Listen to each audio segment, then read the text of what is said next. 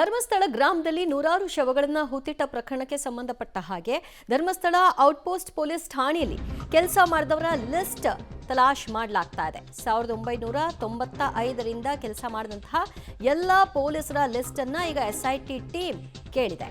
ದಕ್ಷಿಣ ಕನ್ನಡ ಜಿಲ್ಲಾ ಎಸ್ಪಿಗೆ ಲಿಸ್ಟ್ ಕೊಡುವಂತೆ ರಿಕ್ವೆಸ್ಟ್ ಅನ್ನ ಮಾಡಿ ಒಂದು ಪತ್ರವನ್ನು ಕೂಡ ಎಸ್ಐಟಿ ತನಿಖಾ ತಂಡ ಬರೆದಿದೆ.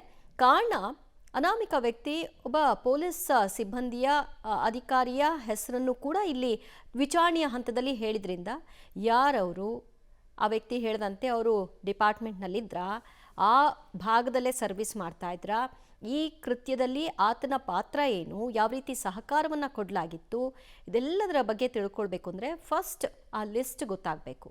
ಆ ಲಿಸ್ಟನ್ನು ತೆಗೆಸಿದ ನಂತರದಲ್ಲಿ ಈ ಅನಾಮಿಕ ಹೇಳಿದಂತಹ ವ್ಯಕ್ತಿಗಳು ಇದ್ದಾರಾ, ಯಾರ್ಯಾರ ಹೆಸರನ್ನ ಹೇಳಲಾಗಿದೆ, ಅಥವಾ ಅವ್ರು ಯಾರು ಅಂತ ಕರೆಸಿದ್ರೆ ನಾನು ತೋರಿಸ್ತೀನಿ, ನನಗೆ ಹೇಳಲಿಕ್ಕೆ ಸಾಧ್ಯ ಅಂತೇನಾದರೂ ಹೇಳಿದ್ದಾನಾ, ಇದೆಲ್ಲವೂ ಕೂಡ ಈ ಲಿಸ್ಟ್ ಫೈನಲಿ SIT ಟೀಮ್ ಕೈ ತಲುಪಿದ ನಂತರದಲ್ಲಿ ಗೊತ್ತಾಗುತ್ತೆ ಇದರಲ್ಲಿ ಅವ್ರಗಳ ಪಾತ್ರ ಏನಿತ್ತು ಅಂತ. ಯಾಕಂದರೆ ದೂರದಾರ ಯಾಕೆ ಮೊದಲು ಪೊಲೀಸರನ್ನ ಸಂಪರ್ಕ ಮಾಡಿರಲಿಲ್ಲ, ಯಾಕೆ ಈಗ ದಿಢೀರಂತ ಬಂದ ಅನ್ನುವಂತಹ ಪ್ರಶ್ನೆಗಳಿತ್ತು.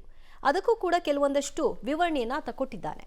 ಧರ್ಮಸ್ಥಳದಲ್ಲಿ ನೂರಾರು ಶವಗಳನ್ನ ಹೂತಿಟ್ಟ ಪ್ರಕರಣಕ್ಕೆ ಸಂಬಂಧಪಟ್ಟ ಹಾಗೆ ಒಂದು ಕಡೆಯಲ್ಲಿ ಈಗ ಶೋಧ ಕಾರ್ಯ ನಡೀತಾ ಇದೆ. ಮಗದೊಂದು ಕಡೆಯಲ್ಲಿ ಪ್ರಕರಣದಲ್ಲಿ ನಿವೃತ್ತ ಪೊಲೀಸ್ ಅಧಿಕಾರಿಯ ಹೆಸರು ಕೂಡ ತಳಕು ಹಾಕೊಂಡಿದೆ. ನಿವೃತ್ತ ಪೊಲೀಸ್ ಅಧಿಕಾರಿಯ ಹೆಸರನ್ನ ಅನಾಮಿಕ ವ್ಯಕ್ತಿ ಹೇಳಿದ್ದಾನೆ. SIT ವಿಚಾರಣೆಯ ಹಂತದಲ್ಲಿ ಕೊಟ್ಟಿರುವಂತಹ ಮಾಹಿತಿ ಇದು. ಹೆಣ ಹೂತು ಹಾಕಲು ಪೊಲೀಸ್ ಅಧಿಕಾರಿ ಕೂಡ ತನಗೆ ಸಾಥ್ ಕೊಟ್ಟಿದ್ರು ಅನ್ನೋ ಹೇಳಿಕೆಯನ್ನ ಆತ ಕೊಟ್ಟಿದ್ದಾನೆ. ಧರ್ಮಸ್ಥಳ ಭಾಗದಲ್ಲಿ ಕೆಲಸ ನಿರ್ವಹಿಸಿದಂತಹ ಅಧಿಕಾರಿ ಅಂತ ಕೂಡ ಹೇಳಲಾಗಿದೆ. ಅನಾಮಿಕ ಹೇಳಿದ ನಿವೃತ್ತ ಅಧಿಕಾರಿ ಯಾರು ಅನ್ನುವಂತಹ ಕೆಲಸ ಈಗ ಹುಡುಕಾಟದಲ್ಲಿ ಆಗಬೇಕು.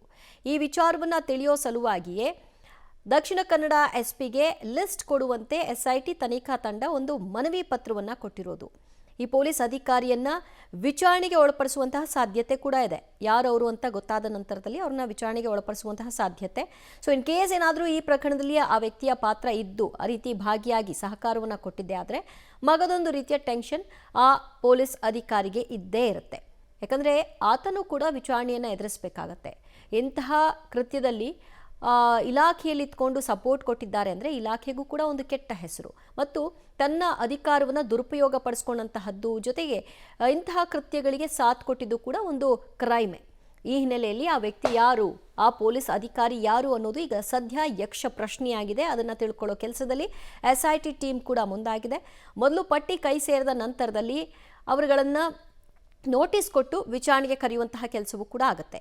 1995ರಿಂದ ಕೆಲಸ ಮಾಡಿದಂತಹ ಎಲ್ಲ ಪೊಲೀಸ್ ಆಫೀಸರ್ಸ್ಗಳ ಲಿಸ್ಟ್ ಕೊಡಿ ಅಂತ ಕೇಳಿದ್ದಾರೆ. ಧರ್ಮಸ್ಥಳದಲ್ಲಿ ಶವ ಹೂತಿಟ್ಟ ಪ್ರಕರಣದಲ್ಲಿ ಈಗ ಶವಶೋಧ ಕಾರ್ಯ ನಡೀತಾ ಇದೆ. ಪಬ್ಲಿಕ್ ಟಿವಿ ಜೊತೆ ಧರ್ಮಸ್ಥಳದ ಸ್ಥಳೀಯರು ಕೂಡ ಮಾತನಾಡಿದ್ದಾರೆ. SIT ತನಿಖೆಯಲ್ಲಿ ಸತ್ಯಾಸತ್ಯತೆ ಹೊರಬರಲಿ ಅನ್ನುವಂತಹ ಮಾತನಾಡಿದ್ದಾರೆ. ತನಿಖೆ ಆಗದೆ ಸುಮ್ಮನೆ ಆರೋಪ ಮಾಡೋದು ಕೂಡ ಸರಿಯಲ್ಲ, ಜಾಲತಾಣದ ಮೇಲೆ ಪೊಲೀಸರು ಸಹ ನಿಗಾ ಇಡಬೇಕು ಅನ್ನುವಂತಹ ರಿಕ್ವೆಸ್ಟ್ ಮಾಡ್ತಾ ಇದ್ದಾರೆ, ಮನವಿ ಮಾಡ್ತಾ ಇದ್ದಾರೆ. ಸತ್ಯ ಹೊರಗೆ ಬರಬೇಕು ಅನ್ನೋದನ್ನೇ ಮುಕ್ತಕಂಠದಿಂದ ನಾವು ಕೂಡ SIT ತನಿಖೆ ಫಾರ್ಮ್ ಆದಾಗ, SIT ತಂಡ ಫಾರ್ಮ್ ಆದಾಗ ನಾವು ಮುಕ್ತಕಂಠದಿಂದ ಅದನ್ನು ಸ್ವಾಗತ ಮಾಡಿದ್ದೇವೆ. ಆದರೆ SIT ತನಿಖೆಯಾಗಿ ಈಗ ತನಿಖೆ ಆರಂಭ ಆಗಿದೆ, ನೀವೆಲ್ಲ ಇದ್ದೀರಿ, ಪ್ರತಿ ದಿವಸದ ಪ್ರಕ್ರಿಯೆಗಳು ನಡೀತಾ ಇದೆ. ಇಂಥ ಸಂದರ್ಭದಲ್ಲೂ ಕೂಡ ಕೆಲವೊಂದು ಪಟ್ಟಭದ್ರ ಹಿತಾಸಕ್ತಿಗಳು ಅಂತ ನಾನು ಕರೀಲಿಕ್ಕೆ ಇಚ್ಛೆ ಪಡ್ತೇನೆ ಅಂತ ಅವರು ಕೂಡ ಏನು ಅದರ ಅರಿವೇ ಇಲ್ಲದೆ, ಇಲ್ಲಿ ಏನು ತನಿಖೆ ನಡೀತಾ ಇದೆ ಅನ್ನೋದು ಗೊತ್ತಿಲ್ಲದೆ ಅದರ ಬಗ್ಗೆ ಎಲ್ಲ ಅಪಪ್ರಚಾರ ಮಾಡೋದ್ರ ಬಗ್ಗೆ ನಮಗೆ ಬೇಸರ ಇದೆ. ಮತ್ತು ತನಿಖೆಯ ವಿಚಾರದಲ್ಲಿ ನಮಗೆ ಸಂಪೂರ್ಣ ಸಹಮತ ಇದೆ. ಮತ್ತು ಇಲ್ಲಿ ನೀವು ನೋಡಿರ್ಬೋದು, ಇಷ್ಟು ದಿವಸದಲ್ಲಿ ಇಲ್ಲಿ ಸಾರ್ವಜನಿಕರು ಕೂಡ ಬಹಳಷ್ಟು ಸಹಕಾರವನ್ನು ಕೊಟ್ಟು ಪೊಲೀಸ್ ಇಲಾಖೆ ಜೊತೆಗೆ ಕೈ ಜೋಡಿಸಿಕೊಂಡು ಯಾವ ರೀತಿಯ ತನಿಖೆಗೂ ಬೇಕಾದರೂ ಅದು ಅಲ್ಲಿ ಪೂರಕವಾದಂಥ ವಾತಾವರಣ ಸೃಷ್ಟಿ ಮಾಡಿದ್ದಾರೆ. ಹಾಗಂತ ಹೇಳಿ ತನಿಖೆಯನ್ನು ಮಧ್ಯದಲ್ಲಿ ಕೆಲವರೆಲ್ಲ ಜಡ್ಜಿಗಳಾಗೋದು ಅಥವಾ ಇದೇನೋ AI ವಿಡಿಯೋಗಳನ್ನು ಮಾಡಿಕೊಂಡು ಮತ್ತೊಂದು, ಇದ್ರ ಬಗ್ಗೆ ಬಹಳ ಬೇಸರ ಇದೆ. ಸರ್ಕಾರ ಕಾನೂನಾತ್ಮಕವಾಗಿ ಇದಕ್ಕೊಂದು ಈ ವಿಚಾರದಲ್ಲಿ ಸ್ವಲ್ಪ ಮಧ್ಯ ಪ್ರವೇಶಿಸಬೇಕು. ಯಾಕಂತ ಹೇಳಿದರೆ ಹಾಗಾದರೆ ತನಿಖೆಗೆ SI ಫಾರ್ಮ್ ಮಾಡಿದ ಉದ್ದೇಶನೇ ಅಲ್ಲಿ ಬೇರೆ ಆಗ್ತದೆ ಅಲ್ವಾ. ಒಂದು ಸರ್ಕಾರ ಮುತುವರ್ಜಿ ವಹಿಸಿಕೊಂಡು ಇದರ ಪ್ರಕರಣದ ಗಂಭೀರತೆಯನ್ನು ತಿಳಿದುಕೊಂಡು ಒಂದು ತಂಡ ಮಾಡಿದೆ ಅಂದಮೇಲೆ, ಈಗ ಉದಾಹರಣೆಗೆ ನಿನ್ನೆ ಯಾವುದೇ ಒಂದು ಕುರುಗಳು ಸಿಗಲಿಲ್ಲ ಅಂತ ನಾನು ಆಗಲೇ ಹೇಳಿದೆ, ಈಗಲೂ ಹೇಳ್ತಾ ಇದ್ದೀನಿ, ಇದು ವಿಜೃಂಭಣೆ ಯಾರ್ದು ಅಲ್ಲ. ಯಾಕಂತ ಹೇಳಿದರೆ ಕುರುಗು ಇವತ್ತು ಸಿಗಲೂಬಹುದು. ಯಾಕಂತ ಹೇಳಿದರೆ 2006ರ ಮುಂಚೆ ಇದು ಇಲ್ಲಿ ರುದ್ರಭೂಮಿಯ, ಹಿಂದೂ ರುದ್ರಭೂಮಿಯ ಇದು ಇರಲಿಲ್ಲ, ಆ ಕಾನ್ಸೆಪ್ಟ್ ಇರಲಿಲ್ಲ ಅಲ್ಲಿ. ಆಮೇಲೆ ಆಗೆಲ್ಲ ನಿಮ್ಮ ಬಹುಶಃ ದಾಖಲೆಗಳು ಕೂಡ ಡಿಜಿಟಲ್ ಆಗಿ ಇರಲಿಲ್ಲ. ಎಲ್ಲ ಬರೋದು. ಯಾವುದಾದ್ರೂ ಒಂದು ಅನ್ಯಾಚುರಲ್ ಡೆತ್ ಆದಾಗ, ವಿಪರೀತ ಕೊಳಿತು ಹೋಗಿದ್ದಾಗ ಅಲ್ಲಲ್ಲೇ ಎಲ್ಲಿ ಅದು ಸಿಕ್ಕಿದೆ ಅಲ್ಲಿ ಮಣ್ಣು ಮಾಡಿದಂಥ ನಿದರ್ಶನಗಳು ಹಲವಿದೆ, ದಾಖಲೆ ಸಮೇತ. ನಾವು ದಾಖಲೆ ಇಲ್ಲದೆ ಹೇಳ್ತಾ ಇರೋದಲ್ಲ, ದಾಖಲೆಗಳು ಇದ್ದು ಆ ಥರ ಮಾಡಿರೋದು. ಮತ್ತೆ ಇವತ್ತು ಯಾರು ಅನಾಮಿಕ ಒಬ್ಬ ಬಂದು ಹೇಳಿದಾನೆ, ಅದು ಅವನು ಯಾರು ಅಂತಾನೆ ಗೊತ್ತಿಲ್ಲ ನಮಗೆ. ಹಾಗಾಗಿ ಅವನ ಬಗ್ಗೆ ನಾನು ಹೇಳಲಿಕ್ಕೆ ಆಗೋದಿಲ್ಲ. ಅವ್ನು ಯಾರು ಅಂತ ಗೊತ್ತಾದ್ರೆ ನಾನು ಹೇಳ್ಬೋದು. ಅವ್ನು ಮುಸುಕು ಹಾಕ್ಕೊಂಡು ಬಂದರೆ ಅದು ಅದರೊಳಗಿರೋ ನೈರ್ಮಲ್ಯ ಕಾರ್ಮಿಕನ, ವಕೀಲನ ಅಥವಾ ಮಾಜಿ ಪೊಲೀಸ್ ಅಧಿಕಾರಿ ಅಂತ ಯಾರಿಗೆ ಗೊತ್ತಿದೆ?